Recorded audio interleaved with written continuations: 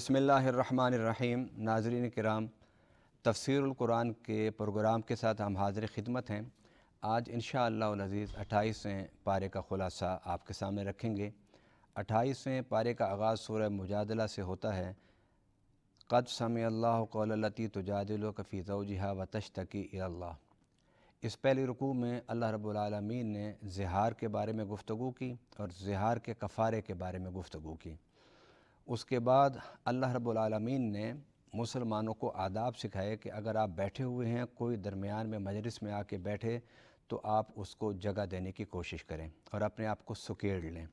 پھر رب العالمین نے یہ ارشاد فرمایا کہ تم اس حقیقت کو ذہن میں رکھو کہ ہر وقت میں تمہارے ساتھ ہوں۔ جب تم ایک ہوتے ہو تو دوسرا میں ہوتا ہوں، دو ہوتے ہو تو تیسرا میں ہوتا ہوں، تین ہوتے ہو تو چوتھا۔ الغرض ایک مثال کے ذریعے سے رب العالمین نے سمجھایا کہ اندھیرے ہوں، اجالے ہوں، دن ہو، رات ہو، سفر ہو، حضر ہو، پہاڑ ہو، صحرا ہو، میں ہر جگہ تمہارے ساتھ ہوتا ہوں۔ جب اس حقیقت کو تم اپنے ذہن میں بٹھا لو گے تو بہت سارے گناہوں سے بچ جاؤ گے۔ اس کے بعد رب العالمین نے انبیاء کرام اور رسل اعظام کی جدوجہد اور محنت کے بارے میں گفتگو کرتے ہوئے فرمایا کتب اللہ لاغلبن انا ورسلی۔ میں نے لکھ دیا ہے کہ میرے رسول اور ایمان والے وہی غالب ہوں گے۔ اور اسی صورت کے اختتام پر فرمایا رضی اللہ عنہم ورضوا عنہ، کہ اللہ ان سے راضی ہو گیا اور وہ اللہ سے راضی ہو گئے، اس لیے کہ انہوں نے رب کے دیے ہوئے ایجنڈے پر اپنا سب کچھ قربان کر دیا۔ جو اللہ کے دیے ہوئے مال، وقت، اولاد کو اسی کے نام پر قربان کر دیتے ہیں، وہی لوگ ہیں جن سے اللہ راضی ہو جاتا ہے۔ اور رب العالمین یہ کہہ رہا ہے کہ جب میں راضی ہوں تو اس سے پہلے تم نے مجھے راضی کرنے کی کوشش کی۔ اور یہ اتنا بڑا مقام، اتنا بڑا رتبہ ہے جو نصیب والوں کو ملتا ہے۔ اور اس زمرے میں انبیاء کرام بھی آتے ہیں، رسول اعظام بھی آتے ہیں، صحابہ کرام بھی آتے ہیں، اہل بیت اطہار بھی آتے ہیں۔ اس کے بعد سورۃ الحشر کا آغاز ہوتا ہے۔ سورۃ الحشر میں رب العالمین نے فرمایا کہ جن لوگوں نے تمہیں اپنے گھروں سے نکالا تھا اور تمہیں گھر سے بے گھر کیا تھا، اپنے وطن سے نکال دیا تھا، آج تم ان کی حالت کو دیکھو، در بدر گھومتے اور بھٹکتے پھر رہے ہیں، اور وہ تمہیں مٹانے کی جو خواہش ہے، تمنا ہے، اس کے پیچھے پاگل ہو کے پھر رہے ہیں۔ کتنی دفعہ تم سے لڑنے کے لیے مکہ سے مدینہ آئے، پھر وہاں ذلیل و خوار ہوئے، قتل ہوئے، قید ہوئے، اور پھر انہیں رسوا ہو کے واپس جانا پڑا۔ پھر رب العالمین نے ان غزوات کے صلہ میں اور اس کے بدلے میں مسلمانوں کو خوشحالی عطا فرمائی، لیکن وہ خوشحالی اور وہ مال غنیمت اتنا نہیں تھا کہ وہ مدینہ میں رہنے والے لوگوں کی کفالت بھی کرے اور جنگوں کے اخراجات کو بھی پورا کرے، لیکن بہرحال حالات بہتر ہوئے تھے۔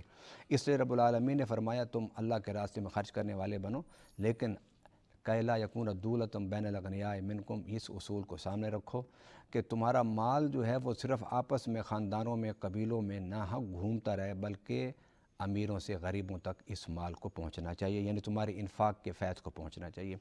پھر اس میں ارشاد فرمایا وَيُؤْثِرُونَ عَلَىٰ أَنفُسِهِمْ وَلَوْ كَانَ بِهِمْ خَصَاصَةٌ۔ خوشحالی میں تو سارے ہی خرچ کرتے ہیں، لیکن میرے صحابہ کرام، میرے نبی کے ساتھیوں کی یہ شان ہے کہ وہ تنگ دستی میں بھی اپنا پیٹ کاٹ کے دوسروں کو کھلاتے اور پلاتے ہیں۔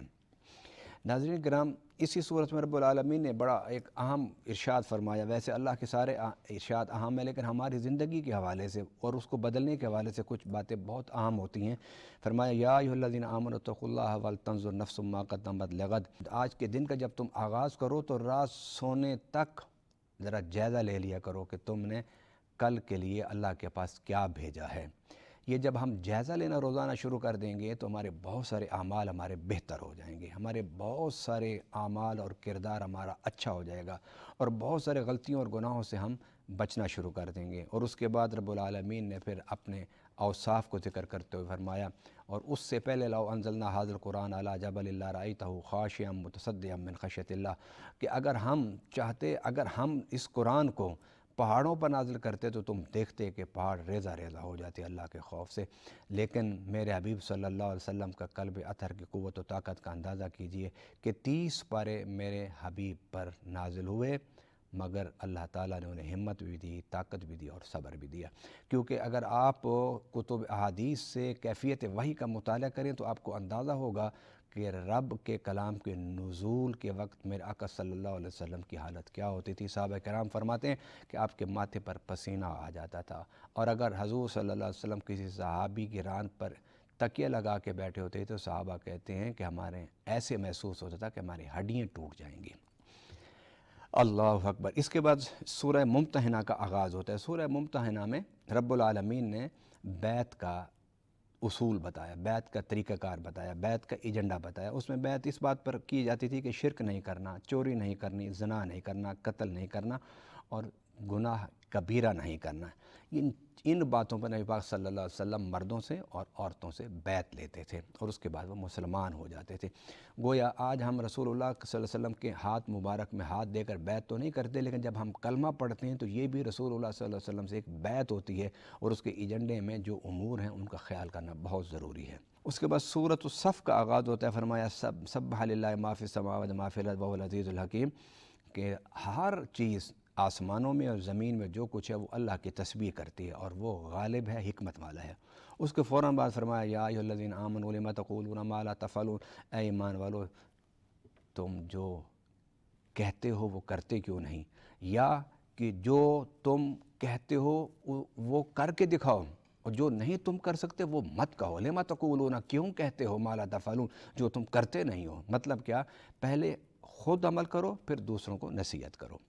اس کے بعد رب العالمین نے حضرت عیسیٰ علیہ السلام کے حوالے سے فرمایا مبشرا برسول یأتی من بعدی اسمہ احمد، کہ حضرت عیسیٰ علیہ السلام نے اپنے حواریوں میں بیٹھ کے نبی پاک صلی اللہ علیہ وسلم کی آمد کا ذکر کیا اور انہیں بتایا کہ میرے بعد ایک رسول آ رہا ہے جس کی میں تمہیں بشارت دیتا ہوں، جس کا نام آسمانوں میں احمد ہے، زمین پر محمد ہے۔ ناظرین کرام، پھر سورہ جمعہ کا آغاز ہوتا ہے۔ سورہ جمعہ میں رب العالمین نے پھر اسی عقیدے کو بیان فرمایا قل ان الموت الذی تفرون منہ فانہ ملاقیکم ثم تردون الی عالم الغیب والشہادہ، فرمایا ان سے کہہ دو کہ موت سے تم فرار نہیں اختیار کر سکتے۔ خدا کے لیے اس عقیدے کو اپنے ذہن میں بٹھا لو اور تم آئے دن صبح و شام دیکھتے ہو تمہارے دائیں بائیں آگے پیچھے رشتہ داروں میں، تمہارے دوستوں میں، احبہ میں، اساتذہ میں، شاگردوں میں، یاروں میں، اہل علاقہ میں روز جنازے اٹھتے ہیں۔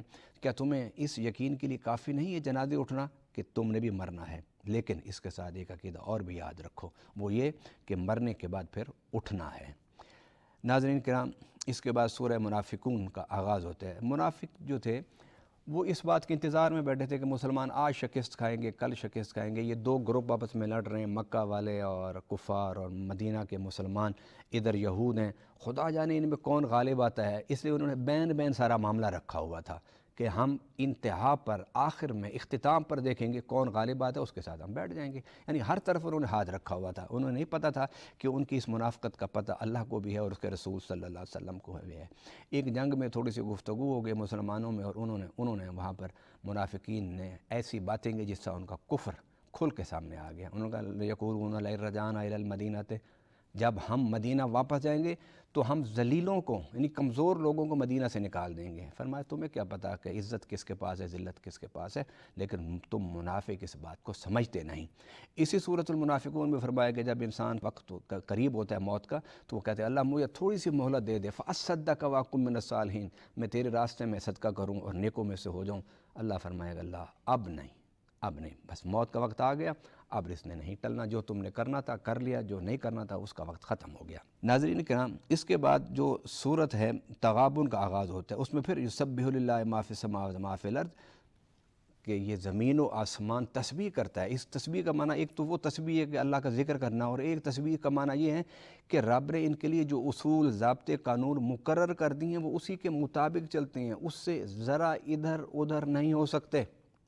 یہ ہے اس مظاہر فطرت کی تسبیح، اس کا ذکر فرمایا۔ اور اس کے بعد پھر رب العالمین نے دو رکوع چھوٹے سے 2 بار فرمایا وَأَنفِقُوا خَيْرًا لِأَنفُسِكُمْ، خرچ کرو تم، یہ تمہارے اپنے لیے بہتر ہوگا۔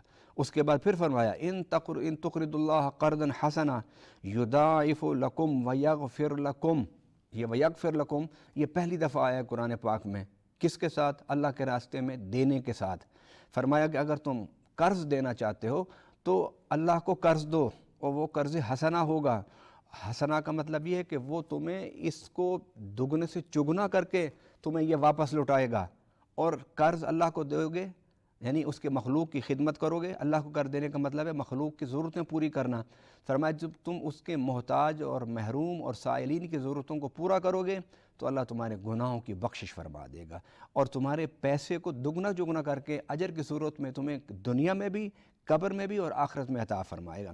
ناظرین کرام، اس کے بعد سورہ طلاق کا آغاز ہوتا ہے۔ سورہ طلاق میں مسائل طلاق کا ذکر ہے، مسائل طلاق کے ساتھ ساتھ پھر عدت طلاق کا، طلاق کی عدت کے بارے میں تفصیل سے رب العالمین نے اس میں ذکر فرمایا۔ ان دو مسائل کو بڑی تفصیل سے رب العالمین نے بیان فرمایا۔ رضاعت کے مسائل بھی اس میں بیان فرمائے، اور اس میں طلاق میں ایک بڑی بنیادی بات ذہن میں رکھیے، طلاق میں یہ بات ہے کہ جس طرح تم نے نکاح اپنی رضامندی سے کیا تھا، اسی طرح اگر تم آپس میں خوش اسلوبی زندگی نہیں گزار سکتے تو تمہارے